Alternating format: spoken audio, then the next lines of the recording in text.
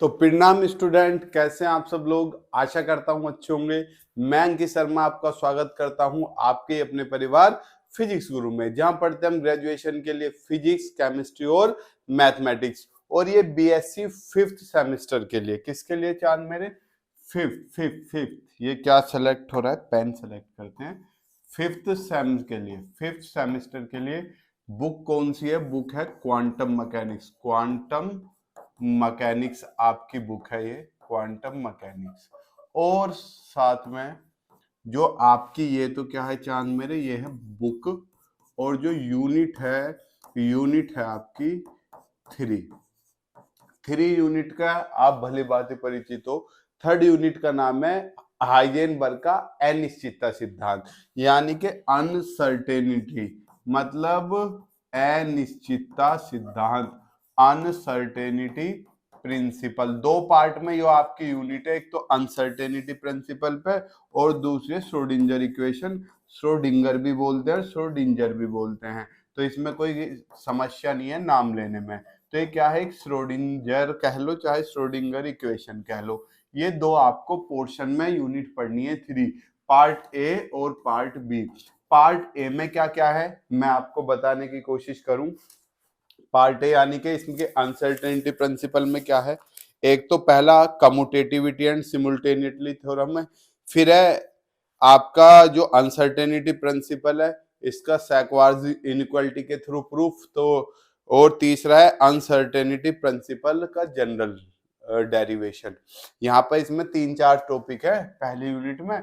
तो आज हम 2 टॉपिक कवर करने की कोशिश करेंगे और कल ये खत्म कर देंगे और आधी वो खत्म कर देंगे। श्रोडिंगर मैंने पहले भी पढ़ाई हुई है आपको, ठीक है, तो मैं उसका भी लिंक डाल दूंगा और नहीं भी कराऊंगा। मैं आपको टेंशन लेने वाली, कोई इसमें समस्या लेने वाली बात नहीं है।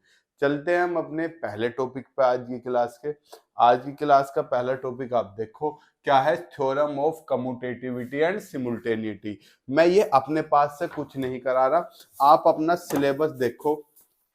सिलेबस ये रहा। ये जो अनसर्टेनिटी प्रिंसिपल है, इसका पहला टॉपिक क्या है? Commutativity and simultaneity. तो मैं यही करा रहा हूं। यहाँ ब्रैकेट में देखो क्या लिखा हुआ, थ्योरम्स विद प्रूफ। तो मुझे इसकी थ्योरम है वो थ्योरम करनी है बस, ठीक। इसमें आपको घबराने वाली, आंसर लेने वाली कोई बात नहीं है। यहाँ पे आप देखो खुद ही लिखा हुआ है थ्योरम ऑफ कम्यूटेटिविटी एंड सिमुल्टेनिटी। ये है क्या? एक तरीके से इसे यहाँ समझने की कोशिश करो आप सिंपल वे में। मैंने कहा कि मेरे पास कोई कम्यूट प्रॉपर्टी वाले कोई दो ऑपरेटर हैं। सर कम्यूट क्या होता है? जिसे कम्यूट नहीं पता, इससे पहले की वीडियोस जरूर देखें, क्योंकि ये सीक्वेंस में चलती है। मैं पहले भी कह चुका हूं, ये एमएससी का सारा पोर्शन है जो आपकी बीएससी में डाल दिया गया है, तो आपको ध्यान से कुछ चीजों को एनालाइज करते हुए चलना है। मैंने आपको बताया था कि कम्यूट का मतलब होता है ये वाली बात, ये जो यहाँ पे लिखी हुई है ये वाली, कि इसका कम्यूट जो होगा वो 0 होता है, ठीक। यानी कि अगर मैं आपको सिंपल वे में बताऊं, ए बी माइनस बी ए, यही तो मैंने आपको बताया था, इज इक्वल टू 0। तो A B is equal to B A. तो मुझे ये वाली बात प्रूफ करके दिखानी। क्या करके दिखानी? ये वाली बात मुझे प्रूफ करके दिखानी। अगर मैं प्रूफ करके दिखा देता हूं तो एक तरीके से थ्योरम ऑफ कम्यूटेटिविटी एंड सिमुल्टेनिटी हमारी प्रूफ हो जाती है। सर ये कहना क्या चाह रही है थ्योरम क्या कहना चाह रही है? देखो, if the commutator of two operators is 0, यानी कि दो ऑपरेटर का कम्यूटेटर क्या हो? 0 हो। यही तो है इसका मतलब। देन द ऑपरेटर कम्यूट, तो ऑपरेटर क्या करेंगे? कम्यूट करेंगे, और कम्यूट करने का मतलब है उनका कम्यूटेटर 0 के बराबर हो जाएगा, ठीक। मीनिंग दैट, इस बात का मीनिंग क्या है? they can be measured simultaneously with arbitrary precision, यानी कि वे लगातार नापे जा सकते हैं खुद स्वतः मानी गई एक वैल्यू के द्वारा। ऑर्बिट्ररी का मतलब है स्वतः मानी हुई। सर इसे थोड़ा सा डिटेल में समझाओ। डिटेल में तो नहीं इतना समय, लेकिन मैं फिर भी आपको इसे समझा दूंगा। इस थ्योरम का मेन निचोड़ क्या, जो कह रहा अगर दो कम्यूट करिए तो ये बेटा हम इन्हें मेजर कर सकते हैं स्वतः मानी गई वैल्यू से। कैसे? जैसे जब ये कम्यूट करिए तो बेटा ए बी किसके बराबर आ गया? बी ए के।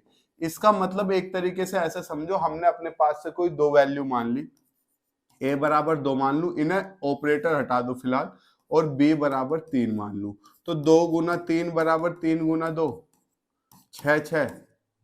क्या एक दूसरे के इक्वल ये मेजरली नहीं हो पा रहे? बिल्कुल हो रहे हैं बेटा। यार ऐसे समझो, ये मैं तुम्हें नॉर्मल तरीके से समझाने की कोशिश कर रहा हूँ, क्योंकि ये थ्योरम बुक से पढ़ोगे तो बुक में तो समझ में आने की नहीं, आपके दिमाग के क्या फ्यूज उड़ जाएंगे अगर इसमें आप बुक से समझने बैठिए। तो आप बस थोड़ा सा इसमें दिमाग साइड में लगाओ और आप करो। आपको इसे क्या प्रूफ करना है? A B equal to B ए।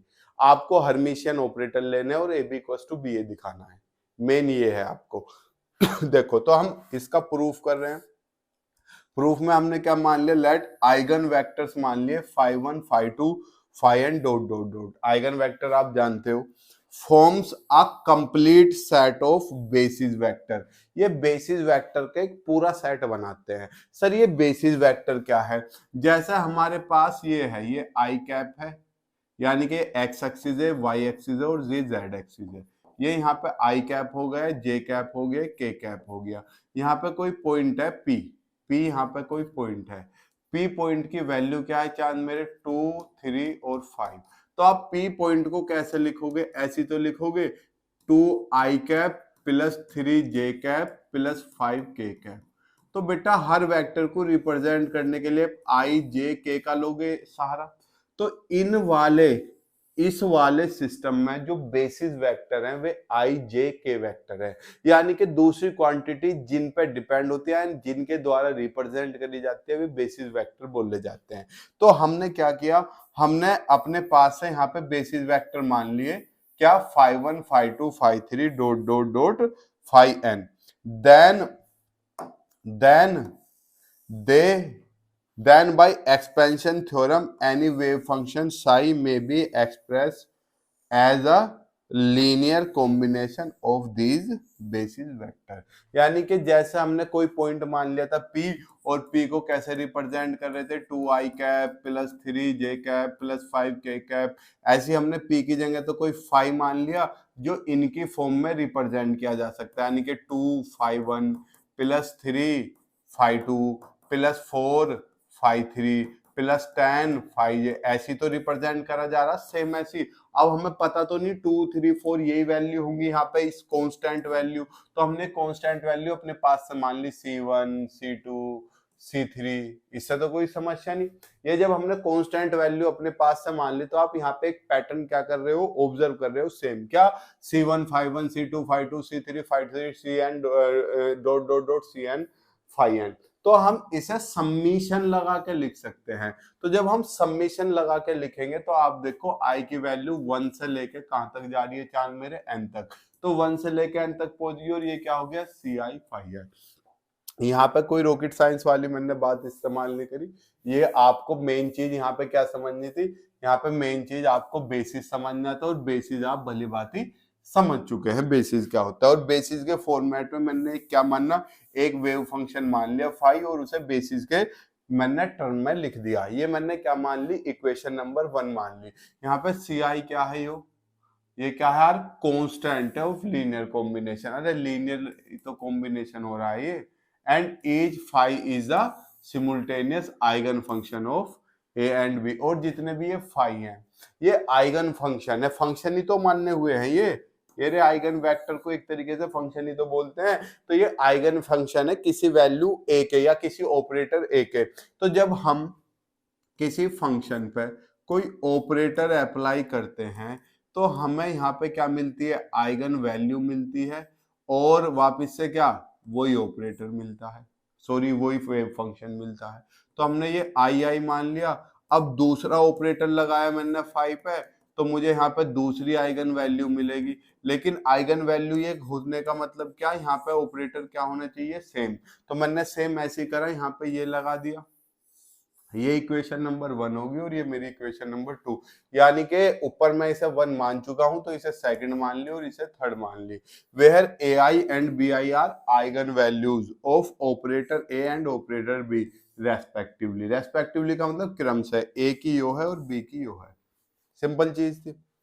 अब मैंने क्या किया, ऑपरेटर लिया ए बी का इक्वेशन 1 के अलोंग। देखो जब मैं इसका ऑपरेटर लूंगा, समझाना पड़ता है सारी चीजें, क्योंकि आप अभी क्या हो, अभी आप शरीफ बालक हो, आपका दिमाग सही डायरेक्शन में कम, गलत में ज्यादा चलता है। मैंने इसका क्या लिया, ऑपरेटर लिया ए बी, तो दोनों तरफ ए बी से क्या होगा, मल्टीप्लाई हो जाएगी, ए बी साई बराबर इधर भी ए बी, और ये पूरा सारी क्वांटिटी ए, दोनों तरफ ए बी लिख दिया। अब ए बी साई जो सी आई है बेटा, ये तो एक कांस्टेंट वैल्यू है, तो ये क्या होगा, यो मैं बाहर लिख लूं और ए बी ऑपरेटर को अंदर पहुंचा दूं।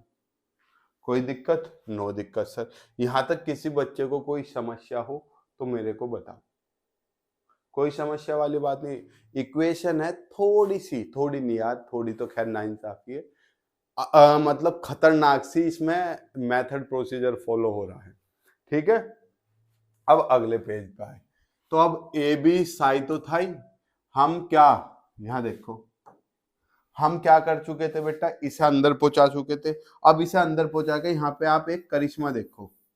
सर क्या करिश्मा देख के, यहीं लिख देता हूं पहले इस लाइन को, ये तो as it is A B psi बराबर, ये समीशन ऐसा कैसा ही आई इक्वल्स टू 1 से लेकर n तक, सी आई ऐसा का ही, ए ऑपरेटर ऐसा कैसा ही, बी फाई आई इक्वेशन नंबर 3 से किसके बराबर है, बी आई और फाई आई के। तो बेटा इसकी जगह क्या आ जाएगा, बी आई और फाई आई, बाकी सारी टर्म जू की तो देखो, इधर का हिस्सा जू का तू, सी आई जू का तू, ऑपरेटर ए जू का तू, यहाँ पे क्या था, यहाँ पे था ये इक्वेशन 3 से क्या आ गया, आ गया, समझ गए। अब b क्या है, कांस्टेंट, तो ये भी बाहर आ जाएगा, तो बी आई सी आई एक साथ हो गया। अब a इसके साथ आ गया फंक्शन के साथ। अब इक्वेशन फर्स्ट में आप इसकी वैल्यू देखो, a फाई आई की कितनी, ए आई फाई आई, ये रही, समझ गए। तो अब मैंने इसकी वैल्यू रख दी, इसकी ये रही ए आई फाई आई, यूजिंग इक्वेशन 3। अब ये सारे कांस्टेंट है तो इन्हें एक ऑर्डर में रख लूं, ए बी सी रख दिया, ये फाई ऐसा ही, ये इक्वेशन नंबर 4। यहां तक तो किसी को कोई समस्या नहीं। अब यहाँ पे देखो, ये जो मेरी इक्वेशन थी, ये इक्वेशन फर्स्ट, मैंने इसका ऑपरेटर ए बी लिया था। अब मुझे बी ए दिखाना है, तो मैं अब इसका ऑपरेटर बी ए लूंगा, तो दोनों तरफ बी ए हो जाएगा, B A psi equal to summation B A C I phi I, देखो ये रहा।